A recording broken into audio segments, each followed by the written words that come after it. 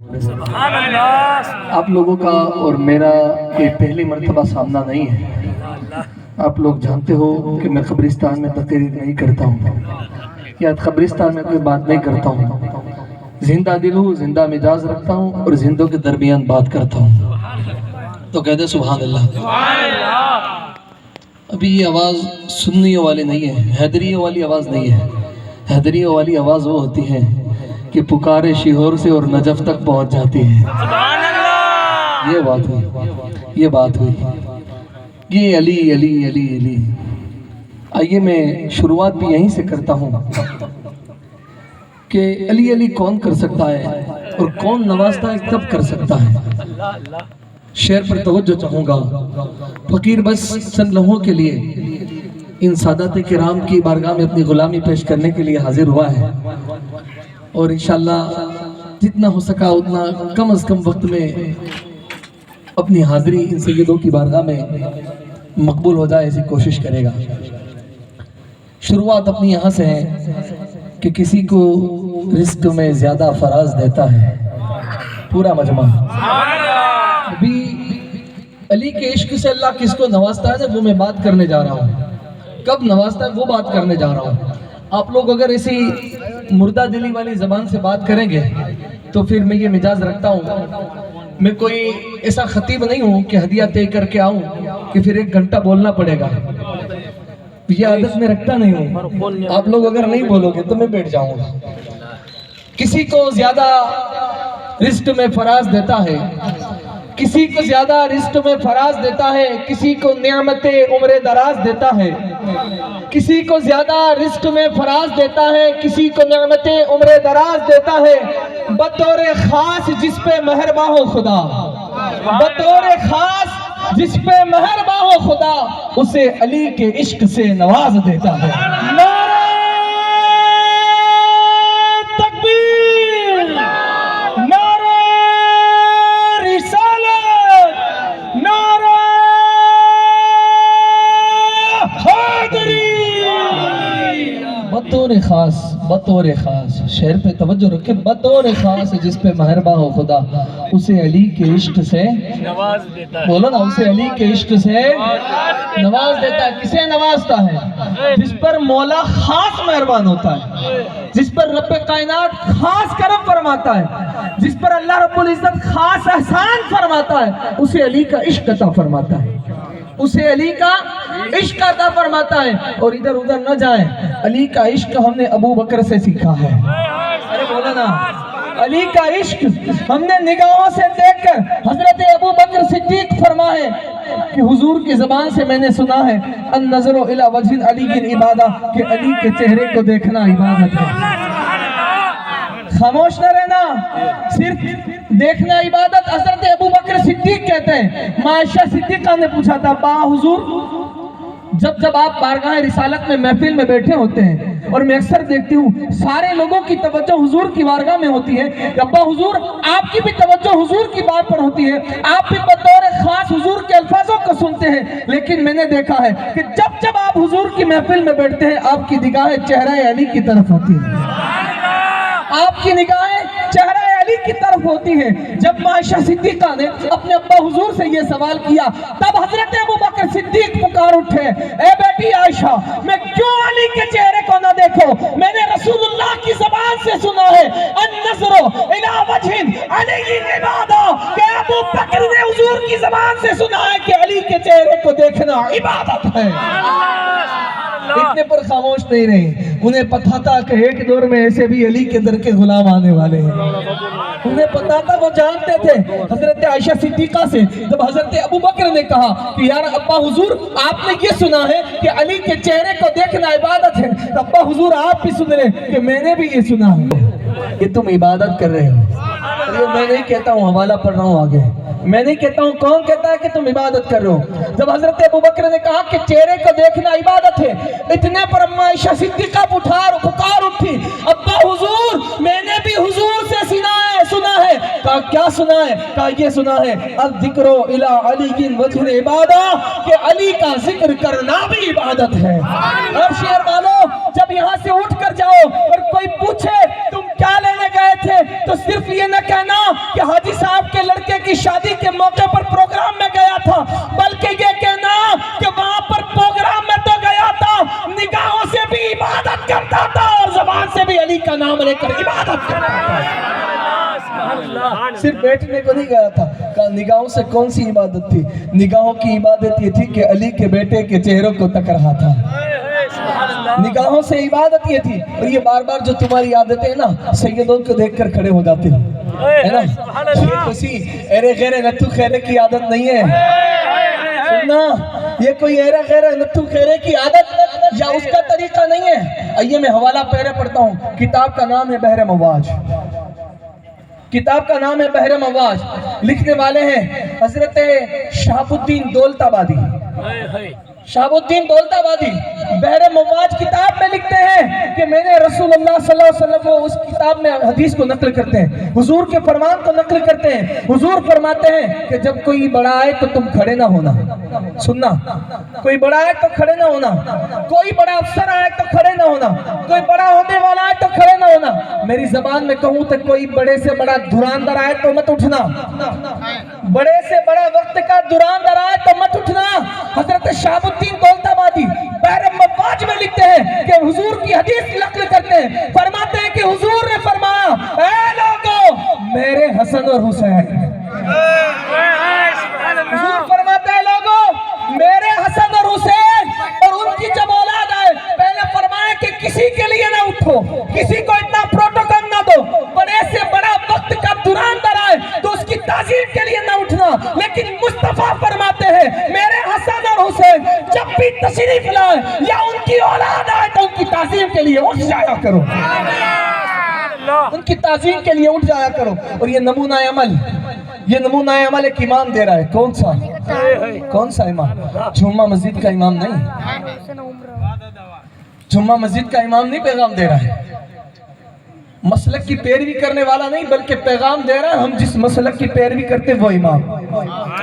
سبحان اللہ، جس مسلک جانتے ہو، آج ہم جس کے ترائیب سے نماز ادا کرتے ہیں، جن کی فقہ کو مانتے ہیں نا، وہ امام نعمان بن ثابت امام اعظم ابو حنیفہ کی بات کر رہا ہوں میں، سبحان اللہ، وہ امام اعظم ابو حنیفہ ایک مرتبہ درس حدیث پڑھا رہے اور لکھ رہے ہیں۔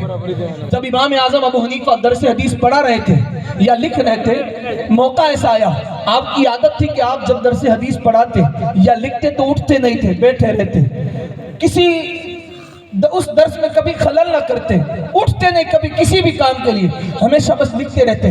لیکن ایک مرتبہ موقع آیا کہ کیا ہوا کہ امام اعظم ابو حنیفہ درس حدیث پڑھا رہے ہیں اور لکھ بھی رہے ہیں، لوگ سامنے بیٹھے ہوئے ہیں، طلبہ کافی سامنے، امام اعظم کے طلبہ، میں اس کی بات کر رہا ہوں جو مسلک کا امام ہے، سبحان اللہ، بولو نا، جو مسلک کا امام ہے، سچے امام کی سچی بات کر رہا ہوں میں۔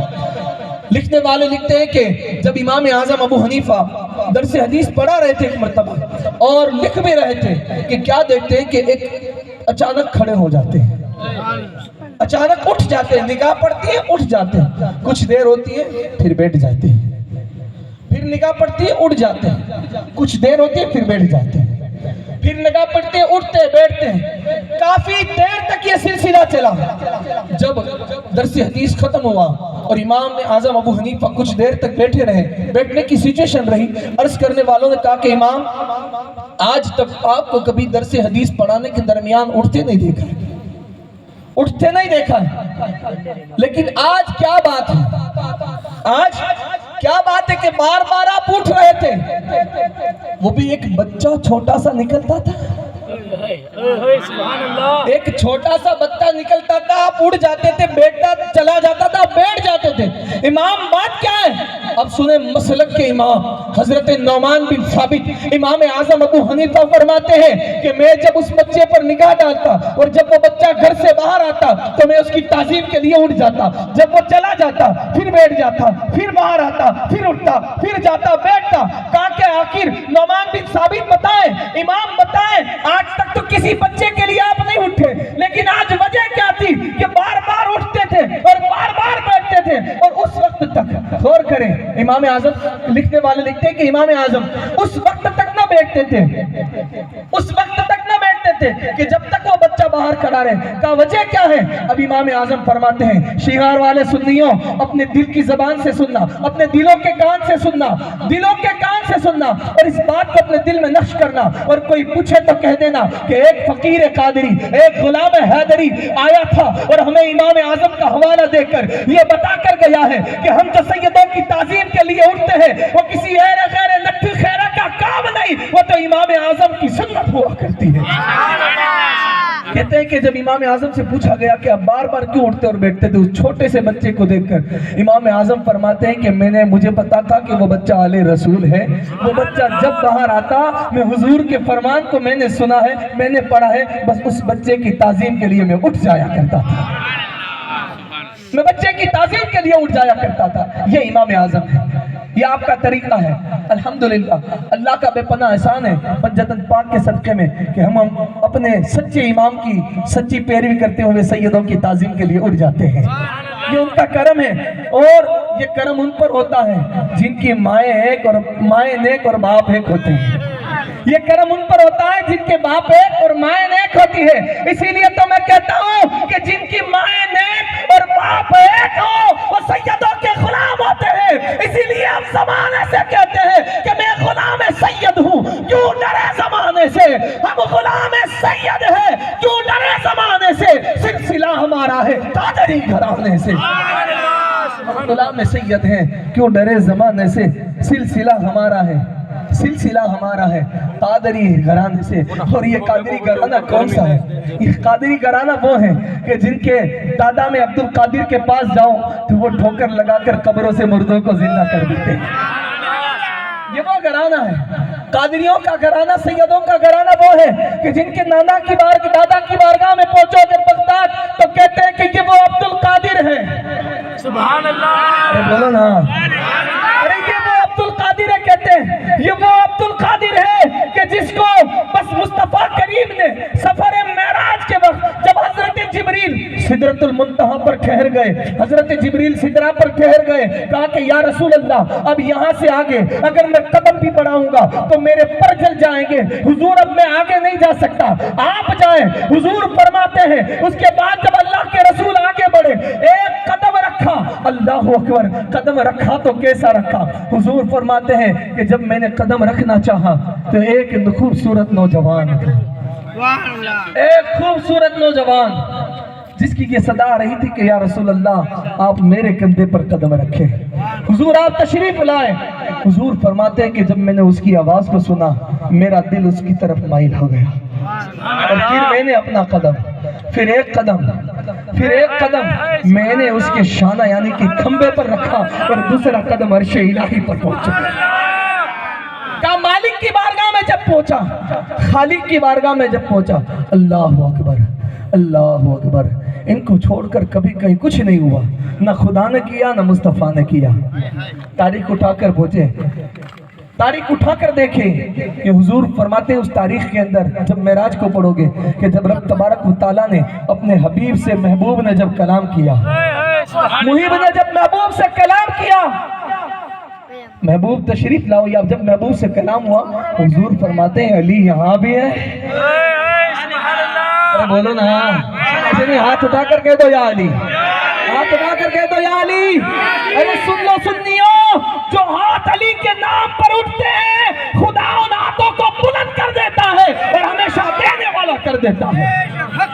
جو ہاتھ وہاں ان کے نام پر اٹھتے ہیں پھر وہ کسی کے سامنے نہیں پھیلتے، کیونکہ وہ پھیلانے والے نہیں، وہ پھر دینے والے ہو جاتے ہیں، وہ دینے والے ہو جاتے ہیں۔ اب وہاں بات کر رہا تھا رب ذوالجلال، سن رہے تھے مصطفیٰ، لیکن آواز علی کی تھی۔ مالک علی، کہا کہ محبوب علی نہیں، ایک یہ علی ہے، وہ شیر میرا علی ہے اور میں علی ہے۔ سبحان اللہ۔ جب رب تبارک و تعالیٰ کی بارگاہ میں حضور حاضر ہوئے، کہا مالک ایک نوجوان کون تھا؟ کہا کہ محبوب تو ملنے آیا ہے قادر سے اور قدم رکھا ہے کندھے پر عبد القادر کے۔ قادر سے ملاقات اور عبد القادر کی معراج، سبحان اللہ۔ قادر سے ملاقات، قادر مطلق سے ملاقات اور عبد القادر کی تھی معراج. اور یہ جب سرکار نے کندھے پر قدم رکھا نا, صرف کندھے پر رکھا, اس وقت عالم روحاں میں رکھا, ارواح میں صرف رکھا تو نشانی بھی موجود تھی. جب سیدنا غوث الاعظم دستگیر کی ولادت ہوئی نا, غوث الاعظم دستگیر جب دنیا میں میرے مرشد تشریف لائے, تب جو کراماتیں ہوئی تھی, ایک کرامت تو یہ تھی کہ اس وقت آپ کے والدین کی عمر کافی حد تک تھی, پھر بھی آپ کی ولادت ہوئی. ایک کرامت یہ تھی کہ جس دن غوث پاک تشریف لائے, اس دن آپ نے ماں کا دودھ نہیں پیا. سبحان اللہ. ماں کا دودھ نہیں پیا. رمضان تو سب کو یاد ہے, رمضان والا بھی یاد کرو نا. سبحان اللہ. سبحان اللہ. اس دن دودھ نہیں پیا. لوگوں نے پوچھا کیوں؟ اور پھر جب بارش ہوتی, بارش کا موسم ہوتا, چاند نظر نہ آتا, لوگ آ کر حضرت ام الخیر غوث الاعظم کی والدہ سے پوچھتے ہیں, آپ بتائیں آپ کے بیٹے نے دودھ پیا ہے یا نہیں؟ اگر کہتی کہ ہاں تو لوگ سمجھ جاتے کہ چاند نہیں نکلا ہے, اور اگر عبد القادر نے دودھ نہیں پیا ہے تو سمجھ جاتے کہ چاند نکل آیا ہے. ارے نادانو, تم ادھر ادھر چاند کو ڈھونڈتے ہو, چاند کو کہیں اور ڈھونڈنے کی ضرورت نہیں. عبد القادر کے گھر آؤ, پتہ پوچھو, پتہ چل جائے گا کہ چاند کب اور کدھر نکلا. المدد. چاند کب اور کدھر نکلا ہے یہ پتہ بھی عبد القادر کے در سے ملتا ہے. خیر, میں حقی کرامات کی جو مختصر باتیں کر رہا تھا, مجھے تو ان سیدوں کو صرف دعوت دے کر آپ کے سامنے مدعو کرنا ہے, لیکن باپو صاحب کا اشارہ ہے تو فقیر بس کچھ اپنی لب کشائی کر رہا ہے. سرکار غوث الاعظم دستگیر کی یہ دوسری کرامت تھی. کب کی معلوم ہے؟ ارے نادان, وہ باغ کی مرغ مسمل والی کرامت تو بعد میں, یہ تو اس وقت کی کرامت ہے کہ جب عبد القادر ابھی ایک دن کے بھی نہیں ہے. ایک دن کے بھی نہیں ہے. اور یہ عبد القادر کی کرامت کیوں نہ ہو؟ یہ عبد القادر کون ہے پتا ہے تمہیں؟ یہ عبد القادر کون ہے؟ یہ عبد القادر وہ ہے کہ جن کے دادا سیدنا امام حسن مجتبی ہے, نانا شہدائے کربلا امام علی مقام امام حسین مصطفیٰ ہے. اور عبد القادر کی کرامت ایسی کیوں نہ ہو؟ کرامت تو ان کے پہلے خاندان سے چلی آ رہی ہے, اور کرامتوں کی حالت تو یہ ہے کہ ان کے دادا جس وقت امام حسن دنیا میں تشریف لائے, جس دن امام حسن دنیا میں تشریف لائے اور نماز ظہر سیدہ کائنات ادا کر رہی تھی, حضرت اسماء نے آ کر, ام سلمہ نے آ کر عرض کی, یا رسول اللہ علیہ الصلوۃ والسلام, حضور ایک معاملہ دیکھ کر آئی ہوں.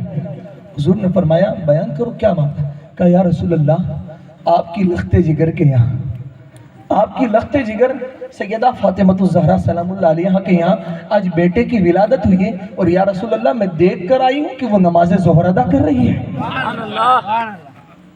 جب کسی کے یہاں, کسی عورت کے یہاں ولادت ہوتی ہے کہ آقا 40 دن تک اسے نماز کا حکم نہیں ہے, وہ حالت حیض میں, حالت نفاس میں اس پر نماز نہیں ہے, نہیں پڑھتی ہے. لیکن یا رسول اللہ میں نے دیکھا کہ آپ کی لاڈلی, کہا کہ ہاں. حضور فرماتے ہاں, میری بیٹی اور عورتوں کی طرح نہیں, یہ بطول ہے, بطول. ارے ایک بطول حضرت مریم تھی کہ جن کا شوہر نہیں تھا, ایک گھڑی میں حمل ٹھہرا, ایک گھڑی میں بچے کی ولادت ہوئی, اور حضرت عیسیٰ تشریف لائے جن کا شوہر نہیں ہے وہ بطول ہے. لیکن میری بیٹی سیدہ, حضور فرماتے ہیں میری بیٹی فاطمہ تو وہ بطول ہے جس کا شوہر بھی ہے, جس نے بچے کو جنم بھی دیا ہے, پھر بھی وہ بطول ہے, اس لیے کہ اللہ نے اسے اوروں کی طرح ناپاکی سے ہمیشہ پاک رکھا ہے. اور یہ میں نہیں کہتا ہوں کہ اگر پاک رکھا ہے تو مالک تو فرما دے, کیسے پاک رکھا ہے تو قرآن کو اٹھا کر پڑھو, انما یرید اللہ لیذھب عنکم الرجس اہل البیت ویطہرکم تطہیرا. اے نبی کے گھر والوں, اللہ یہی تو چاہتا ہے کہ تم سے ہر ناپاکی کو, ہر پلیدگی کو, ہر آلودگی کو دور کر دے اور خوب ستھرا کر دے. اور مسلمانوں یہ مت سمجھنا کہ یہ آیت صرف پنجتن پاک تک اللہ نے محدود رکھی, اس وقت ان سے آلودگی کو دور رکھا تھا, اور آج تک اللہ نے فاطمہ الزہرا کی اولادوں سے ناپاکوں کو دور رکھا ہے. کوئی اگر سیدوں کے خلاف جائے یا ان سے دور رہے, کوئی رنج مت کرنا, ولال مت کرنا, یہ اللہ کی قدرت ہے. یہ وہ گھر ہے کہ جن کے قریب ناپاکی نہیں آتی, سبحان اللہ, آلودگی ان لوگوں کے قریب نہیں آتی, ان لوگوں کے قریب وہ آتا ہے. یہ بات حدیثوں سے پتا چلا ہے, یہ بات حدیثوں سے پتا چلا ہے. بغض علی اور آل علی عقیدہ نہیں, موقع خطا ہے. جب کوئی سیدوں کا دشمن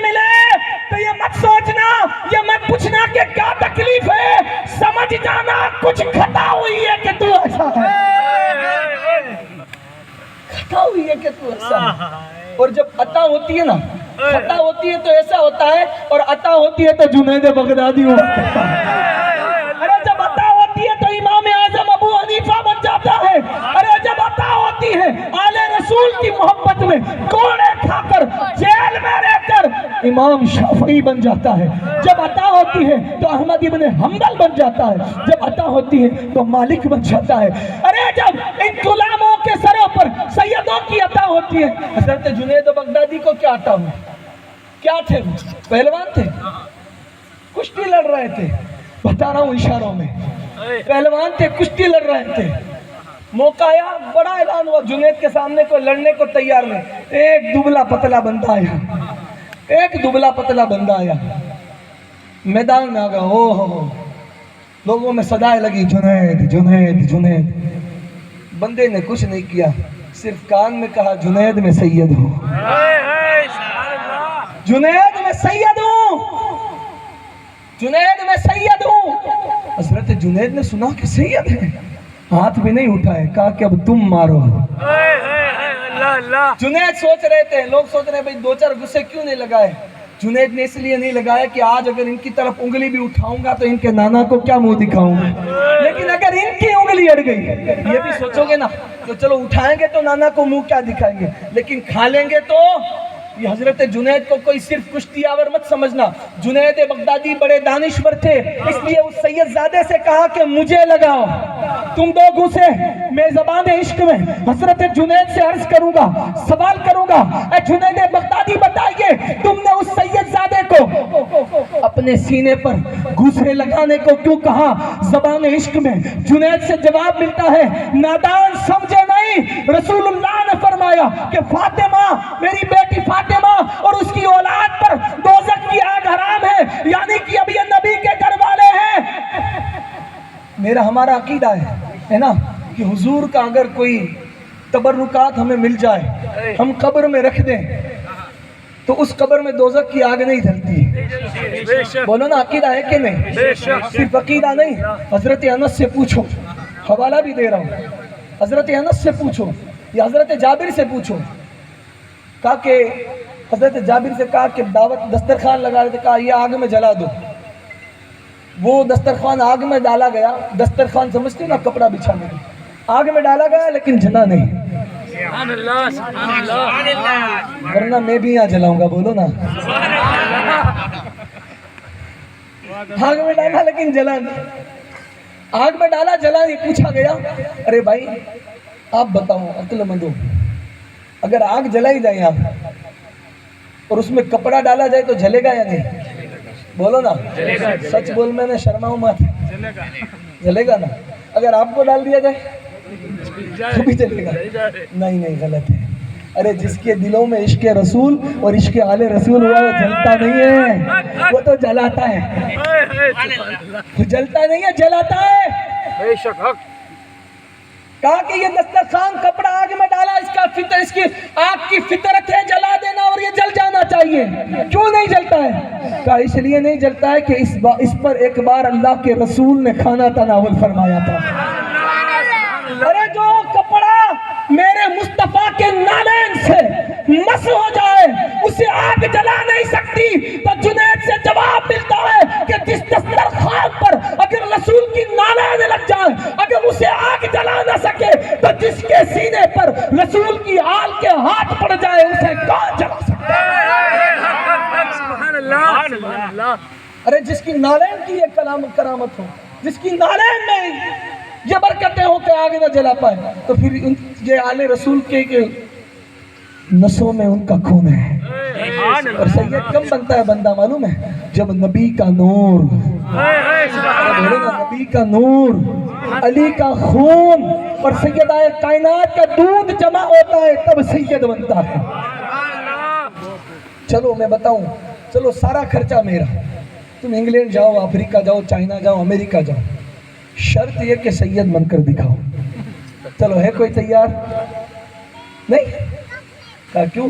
कहा बापू ये कोई कॉलेज या मदरसे से नहीं बनाए जाते हैं, یہ کسی کالج یا مدرسے سے نہیں بنائے جاتے ہیں، یہ تو وہ لوگ ہیں کہ جنہیں خدا چن لیتا ہے، اسے اپنے حبیب کی آل میں پیدا کر دیتا ہے،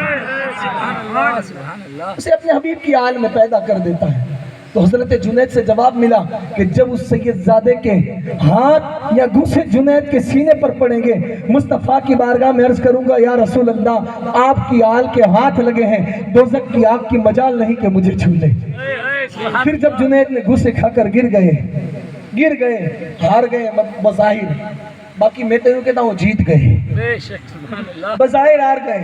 اب لوگوں میں جنید ہار گیا، جنید ہار گیا، فطرت ہوتی ہے، جنید ہار گیا، جنید ہارا نہیں، وہاں خواب میں مصطفیٰ تشریف لائے رہتے ہیں کہ جنید زمانہ بھلے کہے تو ہار گیا لیکن تو جیت گیا ہے۔ جنید کی ایک رات کیسی ہوئی تھی کہ لوگ کہہ رہے تھے جنید ہار گیا، جنید ہار گیا، نہ جانے کیا کیا بک رہے تھے، لیکن پھر اسی رات کی صبح ایسی ہوئی کہ جنید کے دروازے پر لائن لگی ہوئی تھی۔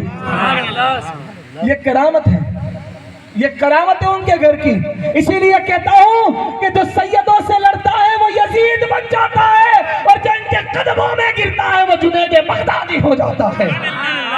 اب پسند تمہاری لڑنا ہے یا قدموں میں گرنا ہے، پسند تمہاری۔ میں عرض کر رہا تھا آخر میں چند شعروں کے ساتھ اپنی گفتگو کو سمیٹ کر میں سید شاہد باپو کو آپ کے سامنے پیش کروں، میں سید رئیس باپو کو آپ کے سامنے